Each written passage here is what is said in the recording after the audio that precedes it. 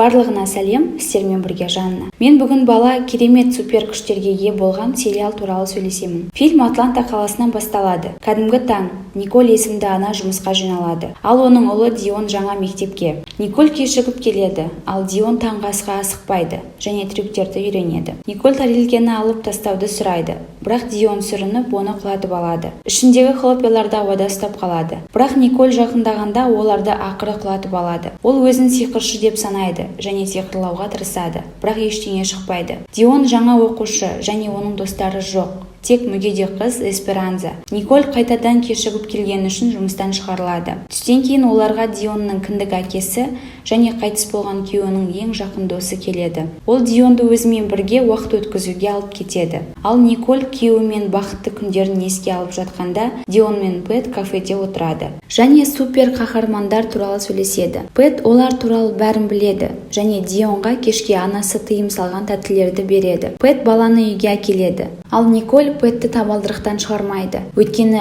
екеуі әкесі туралы сөйлескендіктен. Әңгімелесу кезінде Дион ойыншықтарды қайтадан қалықтатады. Мұны Николь көреді. Ол оны тоқтатуды сұрайды, бірақ Дионнан ештеңе шықпайды және заттар Никольді жаралайтындай жылдамдықпен ұша бастайды. Ол ұлын әпкесіне ауруханаға апарып, не болғанын айтады. Әпкесі әрине сенбейді. Ол жұмыс пен психикаға қатысты барлық мәселелерге жазады. Таңертең Николь ұлымен бірге Дионның әкесі бір әйелді құтқару үшін суға батып кеткен көлдің жанындағы үйлеріне баруды шешеді. Және Дионмен бірге олар балық аулау үшін қайықпен жүзеді. Балықты ұстай алмаған баланың көңілі түсіп, ол өзінің супер күшімен барлық балықты көлден шығарады. Бірақ оны еш қиындықсыз артқа түсіру мүмкін емес болады. Ағаштар бүгіліп сындырыла бастайды, ал Дионды бұтақ өзенге құлатады. Николь ұлын құтқарып жағаға сүйреп апарады. Кешке баланы төсекке жатқызады. Николь күйеуінің курткасынан өмірін сақтап қалған әйелдің телефон номерін табады. Николь Дионның көшеде екенін байқап, оған қарай жүгіреді. Қатты дауыл басталды. Жағалауда біртүрлі елестер пайда болды. Дион жақындай түседі, ал Николь күйеуінің елесін көреді. Ол оған ұлын алып кетуді айтады. Таңертең шериф келіп, найзағай кезінде әйелдің басқа жағалауда жоғалып кеткенін айтады. Бірақ Николь ештеңе білмейтінін айтады. Ол Пэтке телефон арқылы күйеуі құтқарған Шарлотта есімді әйелдің номерін тапқанын және оған қоңырау шалғысы келетінін айтады. Пэт номерді базадан қарап, оның кім екенін анықтауын сұрайды. Николь көмек ұсынысына теріс жауап береді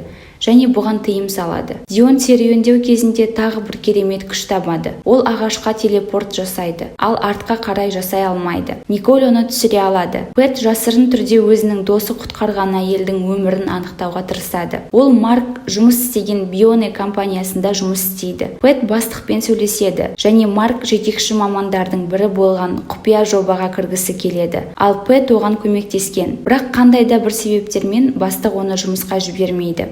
Николь ауруханаға сұхбаттасу үшін қалаға оралуы керек, ал Дион жанармай құю бекетінде қайтадан өз күшін басқара алмайды. Ауруханада Николь сұхбаттасуға келеді, ал Дион жалғыз қалады. Пэтпен бейне ойындар ойнайды, бірақ Дион қайтадан өз күшін басқара алмайды. Және Николь сұхбатты сәтсіз өткізеді. Үйде Дионға Эсперанза келеді, және ол оған өзінің панасын көрсетіп, өзін ми ауысымы деп атайды. Өйткені ол заттарды ой күшімен жылжыта алады. Бірақ Эсперанзаға өз күші туралы әрине айтпайды. Пэт Никольге өзінің көмегін ұсынады және не болғанын түсіну маңызды екенін айтады. Өйткені Дион оған қымбат. Ол Никольден бұрын өзінің досының үйленетінін білгенде, оны ұнатпағаны үшін кешірім сұрайды. Дион терезеден қыздың құлаған ойыншығын көріп, оған көмектесуге бел буады. Тілек оны жолдың ортасына жібереді, ал оны көлік қағып кете жаздайды. Ал Пэт Дионның қабілеттері туралы біледі. Бала мен оның ересек досы Никольдан мастер Йода ретінде Дионның мұғалімі болуға рұқсат сұрайды. Дион Пэтке өзінің күшін көрсетеді. Ақыры Дионның істегенін ұнататын адам пайда болды. Пэт қабілеттерді бақылау идеясын ұсынады. Николь Дионға әкесінің сағатын береді. Олар арқылы күштерді басқару үшін. Бірақ кейінірек Джонатан есімді бала Дионнан сағатты тартып алады. Ол оған телекинезбен жауап береді. Төбелес үшін екеуіне ұрсады. Бірақ Дион басқаларға қарағанда көбірек алады. Өйткені мұғалім нәсілшіл болып болып шығады.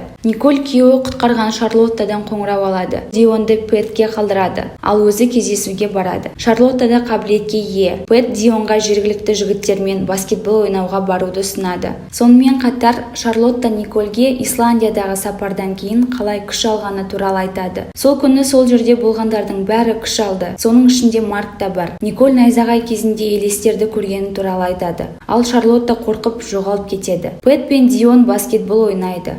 Ал Дион үшін бұл күш-жігерді жаттықтырудың жақсы қабілеті болды. Николь Пэтке білгенін айтады, және ол сол күні Исландияда болғанын айтады. Бірақ ол ғимаратта отырғандықтан супер күш алмағанына аздап ренжіді. Ұйықтар алдын Николь ұлына мұғалімнің неге оған ашуланғанын түсіндіреді, және Дионның кінәсі жоқ дейді. Бала ұйықтап жатқанда Николь Шарлоттадан найзағай мен оның ішіндегі найзағай адамы туралы хабарлама алады. Ал видеоның бірінші бөлігі осы жерде аяқталады. Арнаға жазылып, видеоға лайк басып кетуді ұмытпаңыз. Егер сіз екінші бөлікті мүмкіндігінше тезірек көргіңіз келсе, оны жіберіп алмау үшін қоңырауды басуды ұмытпаңыз.